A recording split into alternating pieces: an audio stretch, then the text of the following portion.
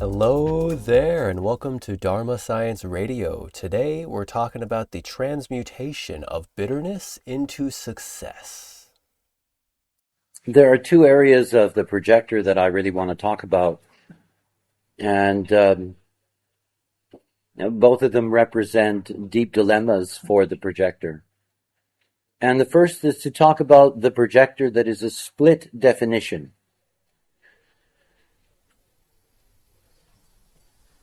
The moment that we have a split definition, about 45% of humanity have split definitions. And I'm not talking about triple splits or quadruple splits. I'm just talking about two areas of definition separated from each other. A basic split definition. About 45% of humanity have this. And of course, what that means is that you have a fundamental openness in you that is always looking for a bridge. Always looking for a bridge. When we talk about in analytical training about understanding the hierarchy of conditioning, that though we look at conditioning generally through open centers and the strategies, the not-self strategies of open centers, that when you're dealing with a split definition, that the deepest conditioning is in the bridges itself. In other words, one is always looking for that way to be whole. Remember the genetic imperative that we have. That is, the way in which we are designed genetically is that we are designed to be attracted to something that is different. It is what keeps the gene pool viable. And because we are fundamentally attracted to what is different, it means that we are always attracted to what is not us in that sense. And that if you're a split definition, that very openness, waiting for that bridge, means that you're deeply, deeply, deeply longing for that completion. We already know the dilemma of the projector in the sense that they are wandering around trying to find the right sources to align to. But when you're dealing with a projector that is a split definition on top of it, it can become both obsessive and dangerous for them. And it leads to something that anyone with a split definition really begins to express, and that is blame. Blame. And one of the great, great places for the expression of projector bitterness is through blame. Let's say that you're a projector and all it takes to bring your split together is one single activation. Just a gate. That's you blaming yourself. That thing that you don't have, you blame yourself that you don't have it. And you spend your whole life looking for it. And you will plug into anyone who has it in the hope that it'll sort of rub off on you. And of course it does not.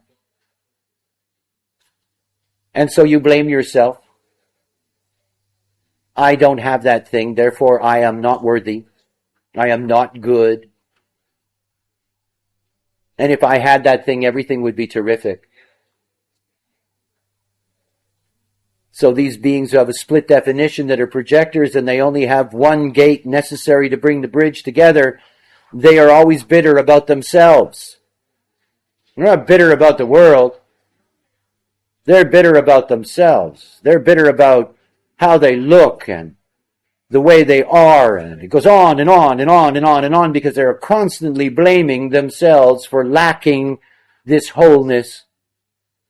How profound the power of bitterness can be, especially a projector who is steeped in their own bitterness, and how rich that can become. The ultimate alchemy we have available to ourselves is to get away from that bitterness as a projector, because I know you can see so clearly how things could be better. And that's correct for you to do, especially with your guilt motivation, if that's what you have. And yet you can't simply lay that on somebody and expect them to appreciate it. You can't simply lay on a thick, rich, and juicy, bitter pill.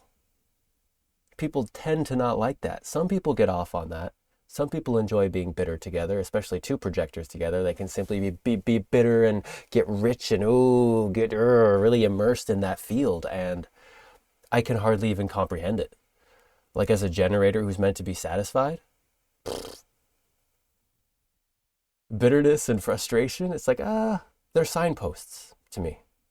They're evidence that I'm identified with my thinking rather than trusting my body to make its own decisions.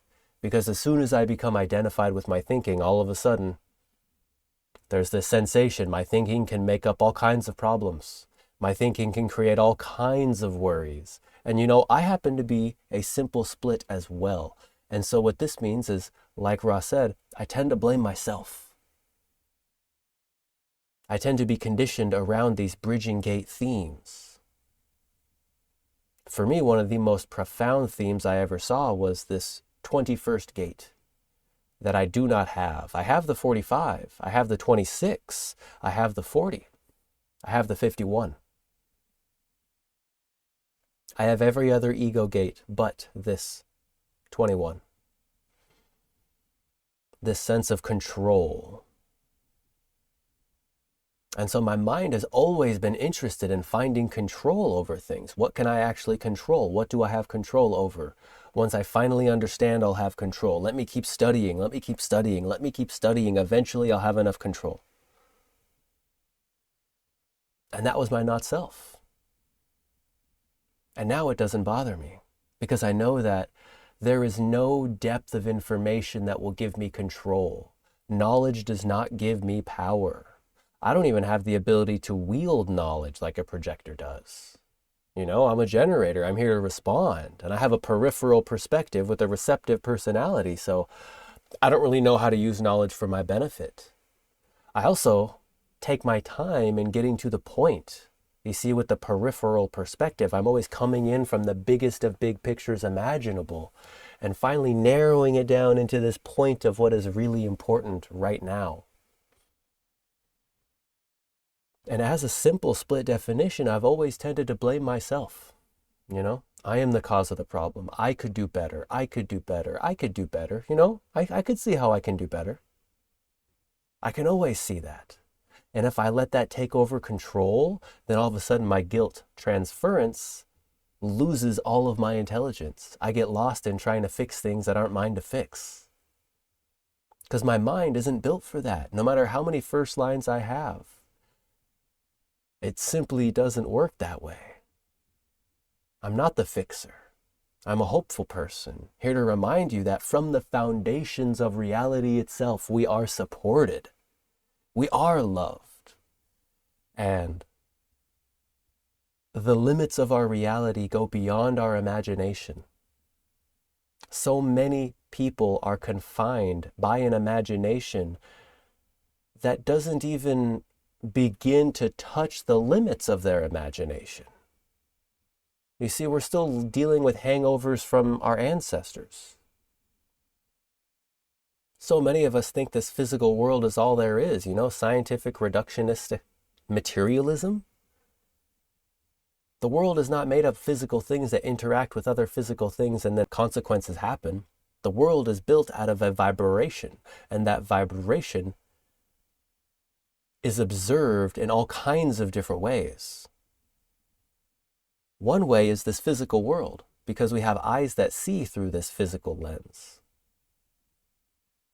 And another way is in our subtle feelings, our energetics. What does it feel like to be inside your body? Are you satisfied? Are you successful? Are you peaceful? Do you know what surprise is like? Because if you're identified with your thinking and you're obsessed with trying to figure it all out, I'd be willing to bet you're feeling a little bit more frustration. You're feeling a little bit more bitterness. You're feeling a little bit more anger and a little bit more disappointment. Because it turns out your mind can't quite encapsulate the entire truth. That truth goes beyond what you think it is. And it always will, as far as I can tell. And so power comes to me as a generator by trusting my inner authority and type strategy. As an emotional being, by having patience with myself, ultimately.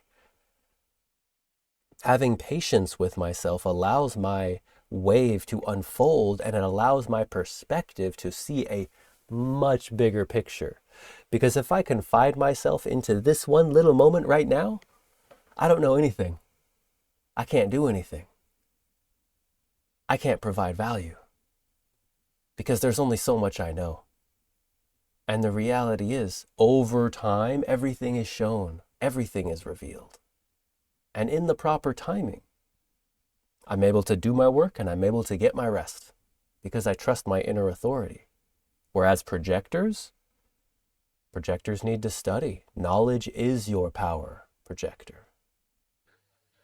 And then you have the other side of the coin. You have the projectors who are a split definition, and it takes more than a channel to bring it together. And there are a lot of these projectors. And they blame everybody. They don't blame themselves. They don't know how to blame themselves. They blame everybody for everything that doesn't work. And one of the ways in which this bitterness gets so deep in the projector process is that the longer they indulge in blame, the richer the bitterness is. And you see, because projectors have this gift for recognizing, their not-self projector is very good at recognizing not-self things to blame. I mean, it's great at being able to blame. Wonderful. Blame, shame. Quite a thing. All of it goes back to the same dilemma. See, if you're a generator and you're a split definition, you have your moment-by-moment authority to guide you. You don't end up in the same trip, though the conditioning is there. But if you're a projector, you're so dependent on the energy resource. And then on top of that, there is this sense of lack of completion within yourself that you end up plugging into the wrong thing, and it becomes a horrendous trap for you psychologically as well as physically. And you never get to face the truth. You never get to see things the way they could be seen. Oh, blame is a horrendous thing. I mean, I know there's no choice. No blame, no fault. And to indulge in such things, it's like me being a freak, you know. I'm pure individual. I wake up in the morning and I'm melancholic. Now, when I wake up in the morning and I'm melancholic, I don't say to myself, what's wrong? You know, there is nothing wrong. I just happen to be displaying my basic chemistry.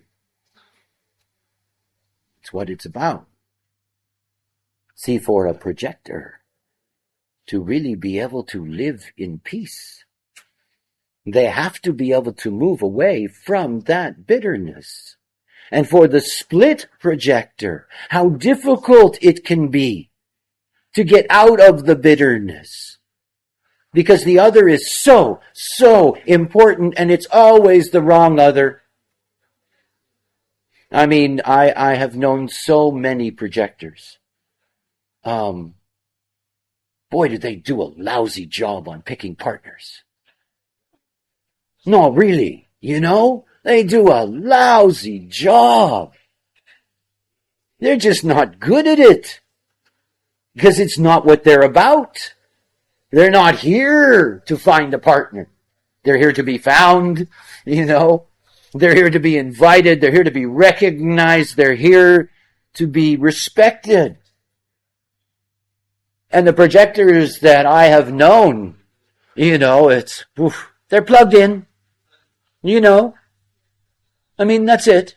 In the end, that's all they'll really can say about that relationship. You know? Well, I was plugged in. You know, I had dinner, lunch, breakfast. You know, I was plugged in. You know, I got to buy new clothes each year, and I was plugged in. Yeah, that was it. Nothing else.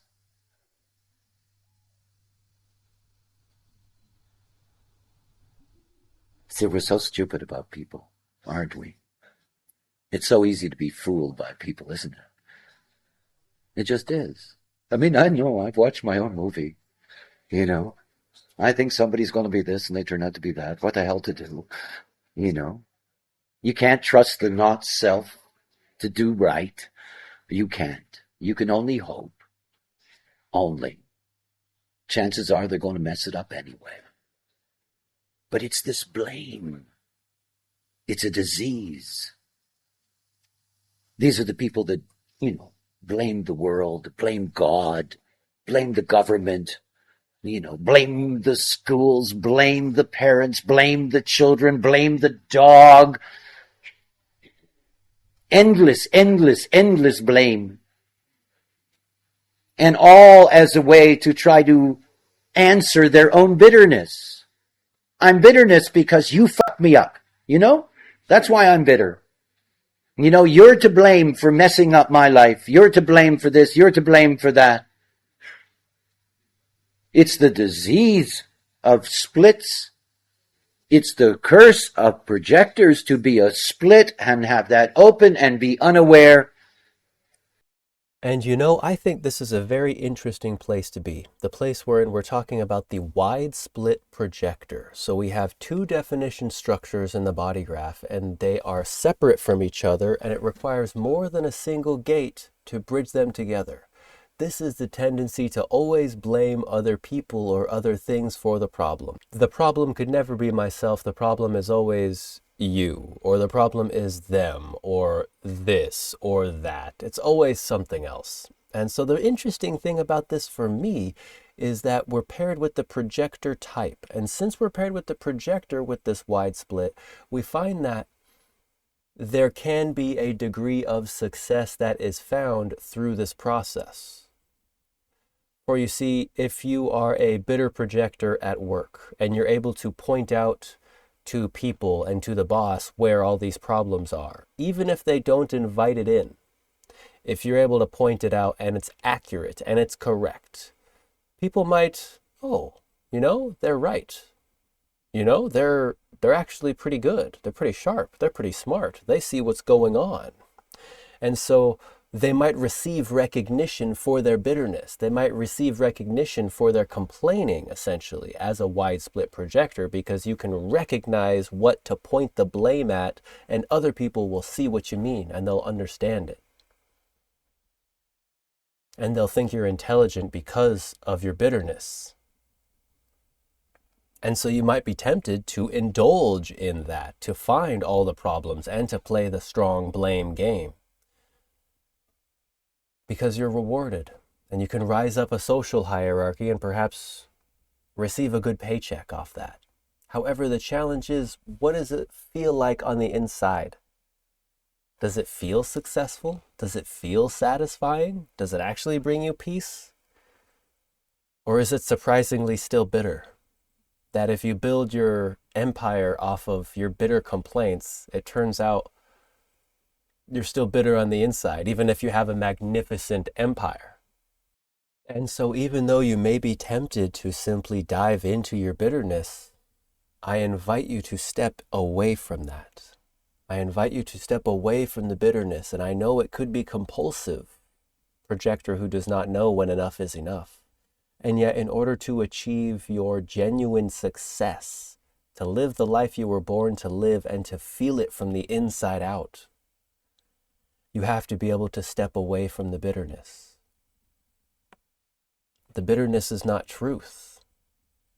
The bitterness could be close enough to truth that you get rewarded, and yet it's not the truth. It's not what you're here for. It's not what you're here to do. It will never bring you what you really desire. It'll only ever bring you what other people might want, or the appearance of success. There's so many projectors out there, I couldn't even count them. How many projectors out there who have wealth and yet are deeply unsatisfied and unfulfilled on the inside simply because they haven't taken the time to, well, it's funny, I was about to say look inward into themselves. And yet that's not even the purpose for the projector. The purpose for the projector is to recognize the mechanics of life itself and to see how systems function and how to bring a better flow, how to genuinely bring success to any system that is at play. So you'll see that if you have a skillful projector, even if they're working with a system that's not the most fruitful. If the projector is skillful, they can make success out of it. And it comes from their depth of recognition, their ability to see between the lines to the very core and essence of what's going on, one person at a time. And I know that bitterness is attractive, to share it, to get it out, to think about it, to immerse yourself within it. When I was younger, I used to engage in frustrated thinking. And now I see that it's pointless. I see that it leads to nowhere. It's simply an amplified field that steals intelligence. And it steals the grace of life when we indulge in the distortion. The first thing is that you never get to see what the other can be. You know, experience teaches you that the other is only going to bring you bitterness. That's what happens. These endless not-self rounds of relationships that all leave a bad taste in your mouth until you can't imagine that taste disappearing. You can't. And so the cynicism begins. See, projectors can be very, very wise beings. They know a lot of stuff, and when all of that is twisted, their minds can get so ugly about the way in which they look at the world and beings in it. They stop having respect for other people. They stop seeing. The plug becomes everything.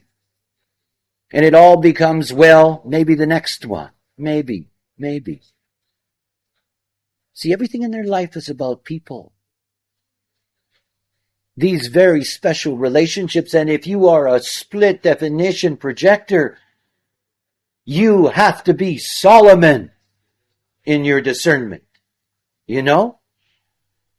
You have to be so wise in who you allow near you. And you see, the great fear of the projector is, if I reject, I have no juice. But then you don't understand how powerful you are as a force of attraction. Projectors are deeply, deeply attractive beings. They get attention, whether they want it or not. They will always get attention. It may not be the kind of attention they like, because after all, they're not self. So they're going to get odd kinds of attention. It's not like if they reject somebody that there won't be a replacement. There will. See, we don't know how to be honest with each other. We don't. And projectors are relationship liars. They just are. They can't afford to be honest. They can't. There's too great a risk. Not honest in their relationships. And you see, what kind of a relationship can you possibly have if you're not going to be honest? I mean, you can't. There's no value to it. There's none. None. And you see, nobody gains from that. I mean, we need the resource of projectors on this plane that are awake, that are aware. It's absolutely essential. You know, this is what our future demands. My wish for you, dear projector, is that you will be able to recognize the value inherent within yourself, to recognize the power you wield inside of you, the nature you have to see within reality and to give a genuinely successful projection to another person once they invite you in. My wish for you is that you no longer need to seek sources to plug in. My wish is that you do not find yourself dependent on others who do not value what you give, so that you can truly dive into the knowledge of what life is all about. so that you're no longer worried about where your next meal comes from. Because naturally, you belong at the top of the hierarchy, after all. There should be no worry about where food comes from. It's obvious, it's easy, it's natural. You can recognize reality itself, and others can recognize you recognizing reality. You can be seen seeing the truth and be paid for it. See, it's a little different than me right here. If you've been watching these videos, you'll notice that I'm uploading a new video every day, and that's because I'm generating this content out of my satisfaction. This is what I like to do, and I'm having fun in these conversations and sharing the knowledge, because as soon as I started trusting my inner authority, everything in my life transformed. I literally can't even imagine how I made decisions before I knew about my inner authority and type strategy as an emotional generator. And who knows how many generators are out there, emotional or not, that are simply waiting for a projector to bump into them and give them some quality guidance. There's so much satisfaction hidden in this world, hidden under a veil of frustration. And then it goes into the projector aura, and the projector amplifies that frustration into nonstop bitterness.